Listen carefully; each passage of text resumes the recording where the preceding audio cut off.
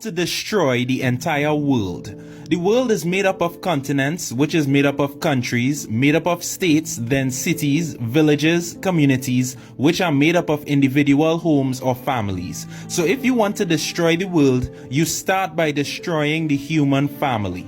Now, God's design of the family is God, who is the foundation and source, the father, who is the provider, protector, and disciplinarian, as well as teacher, the mother, who is the nurturer, caregiver, emotional support, and teacher, and the children, who are the offspring. The children are the future of the world. So the first step in destroying the family is to remove the most important person, God. You do this by removing God from the education system and pushing the agendas that there is no God, the Bible is outdated, science is fact, God is fiction, and whatever else nonsense people believe these days.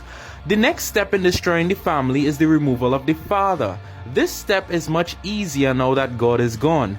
You see, because godless homes produce young adults with a morally corrupt lifestyle. Slack, godless women go about giving up their womb to multiple men outside of marriage. Weak, godless men go about creating children that they have no intention of fathering. This usually results in what we call single-parent households, most of which the mother only remains and the father is excluded.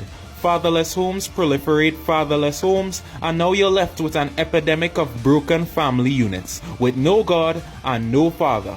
But it doesn't stop there. Now the single parent is left with the full responsibility of the home. They are so busy making ends meet that they have minimal time to spend raising their children themselves. So the child goes to school and he's learning his principles from the education system. And what is the system teaching? The system teaches your child that now you can have a family with two fathers or two mothers as parents, and somehow that is perfectly fine. This stupidity further corrupts the already broken family units that we have in the world.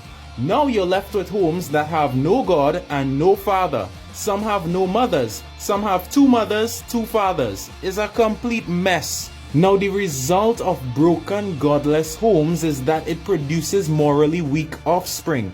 Our young men are growing up with no fear of God, no strong sense of integrity and righteousness and godly character.